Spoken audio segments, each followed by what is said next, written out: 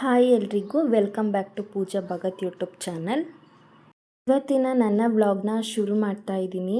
ಇವಾಗ ನಾನು, ಹಸ್ಬೆಂಡ್ ಮತ್ತು ನಮ್ಮ ಅತ್ತೆ 3 ಜನನೂ ನಮ್ಮೂರಿಂದ ನಮ್ಮ ಅತ್ತಿಗೆ ಮನೆಗೆ ಬಂದಿದ್ದೀವಿ, ದೊಡ್ಡತ್ತಿಗೆ ಮನೆಗೆ. ಸ್ಪೆಷಲ್ ಅಂತ ಏನಿಲ್ಲ, ಸುಮ್ಮನೆ ಹೋಗೋಣ ಅಂತ ಹೇಳ್ಬಿಟ್ಟು ನಾವು 3 ಜನನೂ ಒಟ್ಟಿಗೆ ಸಂಜೆ ಬಂದ್ವಿ. ಅಷ್ಟಕ್ಕೆ ಅವರು ಸ್ಕೂಲಿಂದ ಎಲ್ಲ ಬಂದಿದ್ದರು. ಇವಾಗ ಸಂಜೆ ಆಗಿರೋದ್ರಿಂದ ಟೀಗೆ ವಡೆ ಮಾಡೋಣ ಅಂತೇಳ್ಬಿಟ್ಟು ಉನಿ ಹಾಕಿದ್ವಿ. ವಡೆಗೆ ಅಳಸಂದೆ ಉನಿ ಹಾಕಿದ್ವಿ. ಇವಾಗ ನಾನು ಅದನ್ನು ಅಲ್ಲೇ ಮಿಕ್ಸಿಲಿ ಆಡಿಸಿರಲಿಲ್ಲ, ಒಲ್ಕಲ್ಲಿತ್ತು ಅವ್ರ ಮನೇಲಿ ಅಂತೇಳಿ ಒಲ್ಕಲ್ಲಲ್ಲೇ ಆಡಿಸ್ತಾ ಇದ್ದೀನಿ.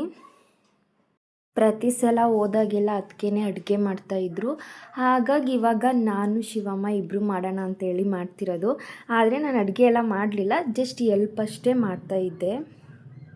ವಡೆಗೆ ನಾನು ಬರೀ ಆಡಿಸ್ದೆ ಅಷ್ಟೇ. ಇನ್ನು ಮಸಾಲೆ ಎಲ್ಲ ನಮ್ಮ ಅತ್ತೆನೇ ಹಾಕ್ಕೊಂಡಿದ್ದು. ಇವಾಗ ಟೀ ಇಟ್ಟಿದ್ದಾರೆ ಮತ್ತು ವಡೆನ ಬೇಯಿಸ್ತಾ ಇದ್ದಾರೆ. ಸಾನುಗೆ ಈರುಳ್ಳಿ ಮತ್ತು ಮೆಣಸಿನ್ಕಾಯಿ ಅದೆಲ್ಲ ಹಾಕಿದ್ರೆ ಇಷ್ಟ ಆಗಲ್ಲ, ಅದಕ್ಕೆ ಸಪ್ರೇಟ್ ಅವಳಿಗೂ ಸಪ್ರೇಟ್ ಮಾಡಿ ನಾವು ಈರುಳ್ಳಿ ಮಸಾಲೆ ಎಲ್ಲ ಹಾಕ್ಕೊಂಡು ನಾವು ಸಪ್ರೇಟ್ ಮಾಡಿ ಬೇಯಿಸ್ಕೊಂಡ್ವಿ. ನಾವೆಲ್ಲ ಒಟ್ಟಿಗೆ ಟೀ ಕುಡಿತಾ ವಡೆ ತಿಂತಿದ್ವಿ. ನಮ್ಮ ಅತ್ತೆ ಇನ್ನೂ ಬೇಯಿಸ್ತಾಯಿದ್ರು. ಆಮೇಲೆ ಅವ್ರು ಬಂದು ಜಾಯಿನ್ ಆದರು ನಮ್ಮ ಜೊತೆ. ನಮ್ಮ ಅತ್ತಿಗೆ ಸ್ಕೂಲ್ ಬಗ್ಗೆ ಎಲ್ಲ ಹೇಳ್ತಾಯಿದ್ರು. ಅಂದರೆ ಅವ್ರು ಎಷ್ಟು ವರ್ಷ ಆಯಿತು ಸೇರಿಕೊಂಡು ಅಲ್ಲೇನು ಮಾಡ್ತಿದ್ದಾರೆ ಅಂತ ಎಲ್ಲನೂ ಹೇಳ್ತಾಯಿದ್ರು. ಅದಾದಮೇಲೆ ನಾವು ಹಪ್ಪಳ ಮಾಡಬೇಕು ಅಂತೇಳ್ಬಿಟ್ಟು ಅಕ್ಕಿ ತೊಳೆದು ಉನಿ ಹಾಕಿದ್ವಿ ಬಂದ ತಕ್ಷಣವೇ. ಇವಾಗ ಅದನ್ನು ಮಿಲ್ಲಿಗೆ ಕೊಡಬೇಕಂತೇಳಿ ಮಿಲ್ಲಿಗೆ ಕೊಡೋದಕ್ಕೆ ಅಂತ ಎತ್ತಿಟ್ಕೊತಿದ್ವಿ. ನಾವು ಅಕ್ಕಿ ಹಪ್ಪಳ ಜೊತೆಗೆ ಉದ್ದಿನ ಹಪ್ಪಳನೂ ಮಾಡಬೇಕು ಅಂತ ಉದ್ದಿನ ಹಪ್ಪಳ ಅಕ್ಕಿ ಹಪ್ಪಳಗೆ ಏನೇನು ಬೇಕೋ ಅದನ್ನೆಲ್ಲ ನೆನೆಸಿಟ್ಕೊಂಡಿದ್ವಿ. ಜೊತೆಗೆ ಇವಾಗ ಅದೆಲ್ಲ ನೆಂದು ಅದನ್ನು ಮಿಲ್ ಮಾಡಿಸ್ಕೊಂಡು ಬರೋ ತನಕ ಸೊಪ್ಪು ಬಿಡಿಸೋಣ ಸಾಂಬಾರಿಗೆ ಅಂತೇಳಿ ಸೊಪ್ಪನ್ನೆಲ್ಲ ಬಿಡಿಸ್ತಾ ಇದ್ದೀವಿ. ಮಸ್ಸೊಪ್ಪು ಸಾರು ಮತ್ತು ರೈಸ್ ಮಾಡ್ಕೊಂಡಿದ್ವಿ. ಯಾಕೆಂದರೆ ನಾವು ಸಂಜೆನೇ ವಡೆ ತಿಂದಿರೋದ್ರಿಂದ ಅದನ್ನು ಸ್ವಲ್ಪ ಇತ್ತು ಅಂತೇಳಿ ಎಕ್ಸ್ಟ್ರಾ ಏನೂ ಮಾಡಿರಲಿಲ್ಲ. ಹಪ್ಪಳ ಎಲ್ಲ ಬೇಗ ಮಾಡಬೇಕು ಅಂತ ಹೇಳಿ ಫ್ರೀಯಾಗಿ ಕೂತಿದ್ದ ಟೈಮಲ್ಲೇ ಸೊಪ್ಪೆಲ್ಲ ಬಿಡಿಸ್ಕೊಂಡ್ವಿ. ಯಾಕೆಂದರೆ ಸಾಂಬಾರು ಮಾಡಿ ಹಪ್ಪಳನೂ ಮಾಡೋದಕ್ಕೆ ಟೈಮ್ ಸಾಲಲ್ಲ. ಮತ್ತು ಎರಡೂ ನಮ್ಮ ಅತ್ತೆನೇ ಮಾಡಬೇಕಿತ್ತು. ಯಾಕೆಂದರೆ ನಾವು ಹಪ್ಪಳನ ಒತ್ತುತ್ತೀವಿ ಅಂತ ಅಷ್ಟೇ ಹೇಳಿದ್ದು, ಮಸಾಲೆ ಎಲ್ಲ ಅವರೇ ಹಾಕಿದ್ದು. ಬೇಸಿಗೆ ಬಂದರೆ ಆಲ್ಮೋಸ್ಟ್ ಎಲ್ಲರ ಮನೇಲೂ ಹಪ್ಪಳ ಸಂಡಿಗೆ ಆ ಥರ ಎಲ್ಲ ಮಾಡಿ ಇಟ್ಕೊತಾರೆ. ವರ್ಷ ಪೂರ್ತಿ ಮಾಡಿಟ್ಕೊಳ್ಳೋರು ಇಟ್ಕೊತಾರೆ, ಇಲ್ಲ ಸ್ವಲ್ಪ ಮಾಡ್ಕೊಂಡು ಇಟ್ಕೊಂಡವರು ಇಟ್ಕೊತಾರೆ. ಇವಾಗ ನಮಗೆ ಹಪ್ಪಳಕ್ಕೆ ಬೇಕಿರೋದು ಉದ್ದಿನ ಕಾಳು. ಸೊ ಉದ್ದಿನ ಕಾಳನ್ನೆಲ್ಲ ಸೋಸಿ ಬಾಕ್ಸ್ಗೆ ಹಾಕ್ಕೊಡ್ತಾ ಇದ್ದೀವಿ, ಅದನ್ನು ಮಿಲ್ ಮಾಡಿಸ್ಕೊಂಡು ಬರೋದಕ್ಕೆ ಅಂತ. ಒಟ್ಟು 3 kg ಉದ್ದಿನ ಕಾಳು ತರಿಸ್ಕೊಂಡಿದ್ದು ನಾವು. 3 kgಗೂ ಮಾಡಿ ಇಬ್ಬರು ಡಿವೈಡ್ ಮಾಡ್ಕೊಂಡಿದ್ವಿ, ಅತ್ತಿಗೆ ಮನೆಗೆ ಮತ್ತು ನಮ್ಮ ಮನೆಗೆ ಅಂತೇಳಿ. ಸೊ ಅತ್ತಿಗೆ ಮನೇಲಿ ಅತ್ತಿಗೆ ಅವ್ರ ಹಸ್ಬೆಂಡಿಗೆ ತುಂಬ ಇಷ್ಟ, ಹಾಗಾಗಿ ಅವರು ಇದನ್ನೇ ಜಾಸ್ತಿ ಮಾಡಿಸ್ಕೊಂಡಿದ್ರು. ಅಕ್ಕಿ ಹಪ್ಪಳ ಏನು ಜಾಸ್ತಿ ಮಾಡಿಸ್ಕೊಂಡಿರಲಿಲ್ಲ. ಇವಾಗ ಸಾನು ಮತ್ತು ನನ್ನ ಹಸ್ಬೆಂಡ್ ಇಬ್ಬರೂ ಹೊರಗಡೆ ಹೋಗಿದ್ರು, ಮಿಲ್ ಮಾಡಿಸ್ಕೊಂಡು ಬರ್ಬೇಕಂತೇಳ್ಬಿಟ್ಟು ಅವ್ರು ಹೋದರು. ಹಾಗೆ ಅಂಗಡೀಲಿ ಹಪ್ಳದ ನೊರೆ ಬೇಕಿತ್ತು, ಅದನ್ನು ಹಪ್ಪಳ ಮಾಡಬೇಕಿದ್ರೆ ಹಾಕ್ತಾರೆ, ಟೇಸ್ಟ್ ಚೆನ್ನಾಗಿರುತ್ತೆ ಅಂಥೇಳಿ. ಅದು ಎಳ್ಳು ಜೀರಿಗೆ ಇದಿಷ್ಟು ಬೇಕಿತ್ತು. ಇದಿಷ್ಟನ್ನು ತರೋದಕ್ಕೆ ಅಂತ ಹೇಳ್ಬಿಟ್ಟು ಅವರು ಹೋಗಿದ್ರು. ಅವ್ರು ಬರೋ ತನಕ ನಾವು ಹಾಲೆಲ್ಲ ಕ್ಲೀನ್ ಮಾಡಿದ್ವಿ. ಯಾಕೆಂದರೆ ಸೊಪ್ಪೆಲ್ಲ ಬಿಡಿಸಿದ್ರಿಂದ ಅದನ್ನೆಲ್ಲ ಕ್ಲೀನ್ ಮಾಡೋದಕ್ಕೆ ಅಂದ್ಬಿಟ್ಟು ಎಲ್ಲನೂ ಕ್ಲೀನ್ ಮಾಡ್ಕೊಂಡು ಇಟ್ಕೊಂಡಿದ್ವಿ. ಉದ್ದಿನ ಹಪ್ಪಳಗೆ ಏನೆಲ್ಲ ಹಾಕಿದ್ವಿ ಅಂತ ತೋರಿಸ್ತೀನಿ. ಫಸ್ಟು ಬೆಳ್ಳುಳ್ಳಿ ಮತ್ತು ಕರ್ಬೇವಿನ ಸೊಪ್ಪು ಇದಿಷ್ಟೂ ಫುಲ್ಲು ನುಣ್ಣಗಾಗೋ ಮಟ್ಟಿಗೆ ಆಡಿಸ್ಕೋಬೇಕು. ಅದ್ರ ಜೊತೆಗೆ ಎಷ್ಟು ಬೇಕು ನಮಗೆ ಟೇಸ್ಟ್ಗೆ ಎಷ್ಟು ಬೇಕೋ ಅಷ್ಟು ಉಪ್ಪನ್ನ ಹಾಕ್ಕೊಂಡು ತರಕಾರಿ ಆಡಿಸ್ಕೋಬಾರ್ದು, ಫುಲ್ಲು ನುಣ್ಣಗೆ ಆಡಿಸ್ಕೋಬೇಕು. ಅದ್ರ ಜೊತೆಗೆ ಏಲಕ್ಕಿ ಕಾಯಿನ ಫುಲ್ಲು ಚೆಚ್ಕೊಂಡು ಅದನ್ನು ಪೌಡ್ರ್ ಮಾಡ್ಕೋಬೇಕು. ಏಕೆಂದರೆ ಫ್ಲೇವರ್ ಚೆನ್ನಾಗಿರುತ್ತೆ ಅಂತೇಳ್ಬಿಟ್ಟು ಇದನ್ನು ಹಾಕೋದು. ಮೆಣಸನ್ನು ಪೌಡ್ರ್ ಮಾಡ್ಕೋಬೇಕು, ಅಂದರೆ ಅದನ್ನೇನು ಪೌಡ್ರು ಅಂತ ಅಂದರೆ ತುಂಬ ಸಾಫ್ಟ್ ಆಗೋಂಗೂ ಮಾಡ್ಕೋಬೋದು, ಇಲ್ಲ ಹಂಗೆ ತರಿಯಾಗಿ ಇರಲಿ ಅಂತೇಳಿದ್ರೆ ಅದನ್ನು ಹಾಕೋಬೋದು. ಮತ್ತು ಇವಾಗ ಎಲ್ಲ ಹಿಟ್ಟನ್ನು ಆರೋದಕ್ಕೆ ಇಟ್ಟಿದ್ವಿ, ಯಾಕೆಂದರೆ ಮಿಲ್ಲಿಂದ ಬಂದ ತಕ್ಷಣ ಹಾಕಿದ್ರೆ ಚೆನ್ನಾಗಿ ಬರಲ್ಲ ಅಂಥೇಳಿ. ಅದ್ರ ಜೊತೆಗೆ ಇವಾಗ ಹಾಕ್ತಿರೋದು ಜೀರಿಗೆ. ನಿಮಗೆ ಟೇಸ್ಟ್ ಜಾಸ್ತಿ ಬೇಕು ಜೀರಿಗೆ ಅಂತ ಹೇಳಿದ್ರೆ ಅದನ್ನು ಹಾಕೋಬೋದು, ಸ್ವಲ್ಪನಾದರೂ ಹಾಕೋಬೋದು, ಜಾಸ್ತಿನಾದರೂ ಹಾಕೋಬೋದು. ಬಟ್ ಜಾಸ್ತಿ ಹಾಕಿದ್ರೆ ತುಂಬ ಚೆನ್ನಾಗಿರುತ್ತೆ ಹಪ್ಪಳ. ಒಬ್ಬೊಬ್ಬರು ಮನೇಲಿ ಒಂದೊಂದು ಥರ ಮಾಡ್ತಾರೆ. ಪ್ಲೇನ್ ಬೇಕು ಅಂತೇಳಿದ್ರೆ ಪ್ಲೇನ್ ಮಾಡ್ತಾರೆ, ಇಲ್ಲ ಈ ಥರ ಮಸಾಲೆ ಎಲ್ಲ ಬೇಕು ಅಂದರೆ ಮಸಾಲೆ ಎಲ್ಲ ಹಾಕಿ ಮಾಡ್ತಾರೆ. ಇದು ಹಾಕ್ತಿರೋದು ಹಪ್ಳದ ನೂರೆ. ಇದು ಕಲ್ಲು ಥರ ಇರುತ್ತೆ, ಅಂದರೆ ಟ್ಯೂಬ್ ಥರ. ಅದನ್ನು ಫುಲ್ಲು ಚಚ್ಬಿಟ್ಟು ಪೌಡ್ರು ಮಾಡಿಬಿಟ್ಟು ಹಾಕ್ತಾ ಇರೋದು. ಇದ್ರ ಜೊತೆಗೆ ನಾವು ಏನೆಲ್ಲ ಮಿಕ್ಸ್ ಹಾಕ್ಕೊಂಡಿದ್ವಿ ಅದನ್ನೆಲ್ಲ ಮಿಕ್ಸ್ ಮಾಡ್ತಾ ಇದ್ದೀವಿ.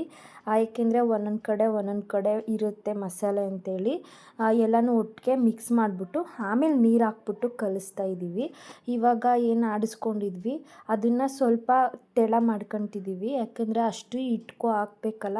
ಗಟ್ಟಿಯಾಗಿ ಹಾಕ್ಬಿಟ್ರೆ ಒಂದೇ ಕಡೆ ಹಿಟ್ಟಿಗಿರುತ್ತೆ ಅಂತೇಳಿ ಅದಕ್ಕೆ ಸ್ವಲ್ಪ ನೀರು ಹಾಕಿ ಅದನ್ನು ತೆಳ ಮಾಡಿಕೊಂಡು ಲಾಸ್ಟಲ್ಲಿ ಈ ಥರ ಸ್ವಲ್ಪನೇ ಹಸಿಟ್ಟು ಏನು ಮಾಡಿಸಿರ್ತೀವಿ ಆ ಹಸಿಟ್ಟಿಗೆ ಸ್ವಲ್ಪನೇ ಮಸಾಲೆ ಹಾಕಿ ಈ ಥರ, ಅಂದರೆ ನೀರು ಹಾಕಬಾರ್ದು, ಹಂಗೇ ಕಲಿಸ್ಬೇಕು. ಇದಕ್ಕೆ ನೀರು ಹಾಕೋದಕ್ಕಿಂತ ಅಲ್ಲೇ ಮಸಾಲೆಯಲ್ಲೇ ನೀರಿರುತ್ತಲ್ಲ ಅದಕ್ಕೋಸ್ಕರ ನೀರು ಹಾಕಿಲ್ಲ, ಹಂಗೇ ಕಲಿಸ್ತಾ ಇದ್ದೀವಿ. ಒಂದು ಕಡೆನೂ ಗಂಟು ಬರಬಾರ್ದು, ಆ ಥರ ಎಲ್ಲ ಮಿಕ್ಸಾಗಿ ನೀಟಾಗಿ ಕಲಿಸ್ಬೇಕು. ಚಪಾತಿ ಹಿಟ್ಟು ಕಲಿಸ್ತೀವಲ್ಲ ಸೇಮ್ ಅದೇ ಫೀಲ್ ಆಗ್ತಿರುತ್ತೆ ಇದನ್ನು ಕಲಿಸ್ತಿದ್ರೆ. ಅಂದರೆ ನಾವೆಷ್ಟು ಅದನ್ನು ಸ್ಮೂತಾಗಿ ಕಲಿಸ್ತೀವಿ ಅಷ್ಟು ಚೆನ್ನಾಗಿರುತ್ತೆ.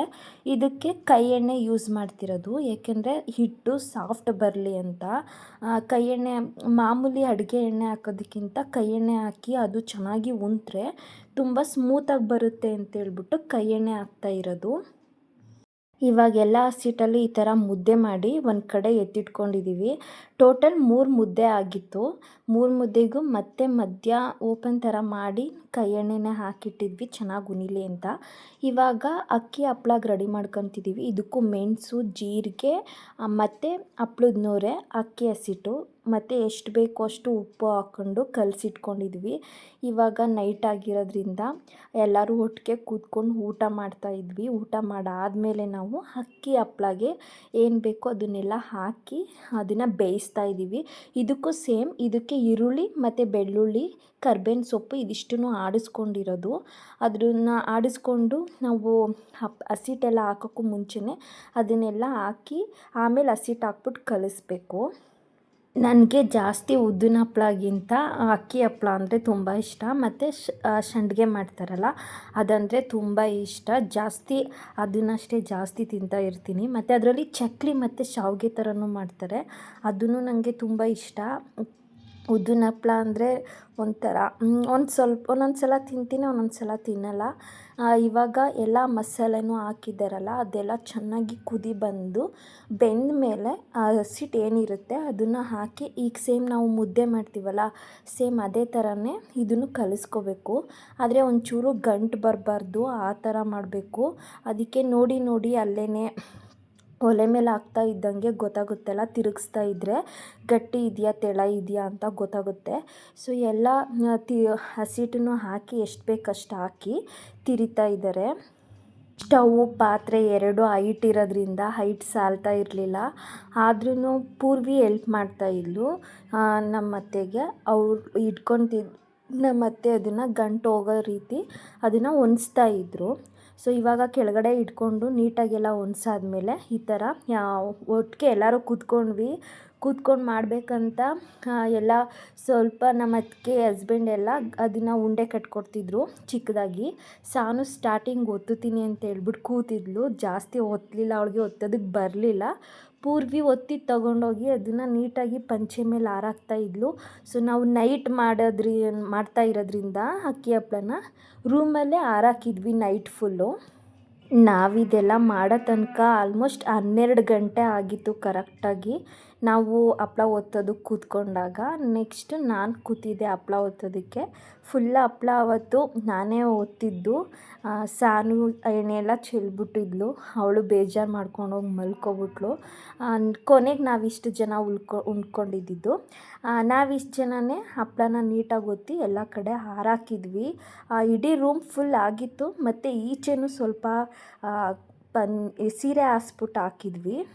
ನಮ್ಮ ಮನೇಲಿ ನಮ್ಮ ಅಜ್ಜಿ ಊರಲ್ಲಿ ಎಲ್ಲೇ ಹಪ್ಳ ಮಾಡಿದ್ರೂ ನಾನೇ ಹಪ್ಳ ಮಿಷಿನ್ ಹತ್ರ ಕೂತ್ಕೊಂಡು ಒತ್ತೋದು. ಏಕೆಂದರೆ ನನಗೆ ತುಂಬ ಇಷ್ಟ ಒತ್ತೋದಂತ ಹೇಳಿದ್ರೆ. ಉಂಡೆ ಒಂದು ದಪ್ಪ ಒಂದು ಸಣ್ಣ ಇರೋದ್ರಿಂದ ಒಂದು ದಪ್ಪ ಒಂದು ಸಣ್ಣ ಆಗಿದೆ ಹಪ್ಳ ಎಲ್ಲ. ಇವಾಗ ಎಲ್ಲ ಒಂದೊಂದೇ ದಪ್ಪ ದಪ್ಪ ಮುದ್ದೆ ಮಾಡಿಕೊಡ್ತಿದ್ರು ನಮ್ಮತ್ತೆ.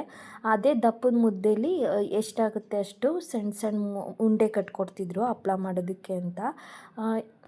ಸಾನು ಚಕ್ಲಿ ಮಾಡ್ತೀನಿ ಅಂತ ಹೇಳ್ಬಿಟ್ಟು ಮಾಡಿರೋದು ಶಾವಿಗೆದು ಇರುತ್ತಲ್ಲ ಕ್ಯಾಪ್, ಅದನ್ನು ಹಾಕ್ಬಿಟ್ಟು ಆ ಥರ ಚಿಕ್ಕ ಚಿಕ್ಕದಾಗಿ ಮಾಡಿದ್ಲು. ಅದನ್ನು ಅಲ್ಲಿಗೆ ತೊಗೊಂಡೋಗಿ ಹಾಕಿದ್ರು. ಇದು ನೆಕ್ಸ್ಟ್ ಡೇ ಸಂಡೇ ಆಗಿರೋದ್ರಿಂದ ಸಾನು ಪೂರ್ವಿ ಇಬ್ರಿಗೂ ಸ್ಕೂಲ್ ರಜಾ ಇತ್ತು, ಅದಕ್ಕೆಗೂ ರಜಾ ಇತ್ತು. ಸೊ ನಾವು ಅವತ್ತು ತಿಂಡಿ ಎಲ್ಲ ತಿಂದಾದ್ಮೇಲೆ ಮೇಲ್ಗಡೆ ನೈಟ್ ಮಾಡಿದ್ವಲ್ಲ ಹಪ್ಳ, ಅದನ್ನೆಲ್ಲ ಒಣಗಾಕೋದಕ್ಕೆ ಅಂತ ಹೇಳ್ಬಿಟ್ಟು ಹೋಗಿದ್ವಿ. ನೈಟ್ ಮಾಡಿದ ಹಪ್ಳ ಪೂರ್ತಿ ಬೆಳಗ್ಗೆ ಒಣಗಾಕಿದ್ವಿ, ಅದು ಸಂಜೆ ತನಕನೇ ಒಣಗ್ತು. ಮತ್ತು ಊರಿಂದ ನಮ್ಮ ಮಾವನೂ ಬಂದಿದ್ದರು, ಏಕೆಂದರೆ ನಾವು 3 ಜನ ಅದಕ್ಕೆ ಮನೇಲಿದ್ವಲ್ಲ. ಸೊ ಅವ್ರನ್ನೂ ಅಲ್ಲಿಗೆ ಕರೆಸ್ಕೊಂಡಿದ್ವಿ. ಮತ್ತು ಇವತ್ತು ಚಿಕನ್ ಮಾಡೋಣ ಅಂತ ನೈಟು ಏನು ಮುದ್ದೆ ಕಟ್ಟಿದ್ವಿ ನಾವು ಉದ್ದಿನ ಹಪ್ಳ ಇಟ್ಟು, ಅದನ್ನು ಬೆಳಗ್ಗೆ ಮತ್ತೆ ಸಾಫ್ಟ್ ಮಾಡಬೇಕಿತ್ತು. ಯಾಕೆಂದರೆ ಅದು ಎಷ್ಟು ಸಾಫ್ಟ್ ಆಗುತ್ತೆ, ಚೆನ್ನಾಗಿ ಸಾಫ್ಟ್ ಆಗೋ ಥರ ಚೆನ್ನಾಗಿ ಒತ್ತಬೇಕಿತ್ತು. ಮತ್ತು ಬೆಳಗ್ಗೆನೂ ನಾವು ಕೈ ಎಣ್ಣೆನೇ ಯೂಸ್ ಮಾಡಿದ್ವಿ. ಕೈ ಎಣ್ಣೆ ಹಾಕಿ ಅದಕ್ಕೆ ಚೆನ್ನಾಗಿ ಪ್ರೆಸ್ ಮಾಡಿದಾಗ ಅದು ಸ್ವಲ್ಪ ಉಬ್ಬುತ್ತೆ. ಈಗ ನಾವು ಸಂಪಣ ಎಲ್ಲ ಆಡಿಸಿದಾಗ ಉಬ್ಬರುತ್ತಲ್ಲ ಬೆಳಗ್ಗೆ ತನಕ, ಆ ಥರ ಇದೂ ಎಕ್ಸ್ಪೆಂಡ್ ಆಗ್ತಾ ಇರುತ್ತೆ. ನೈಟ್ ನಾವೆಲ್ಲ 1 ಗಂಟೆಗೆ ಮಲಗಿದ್ದು, ಸೊ ಬೆಳಗ್ಗೆ 9 ಗಂಟೆಗೆ ಎದ್ದಿದ್ವಿ ನಾವು.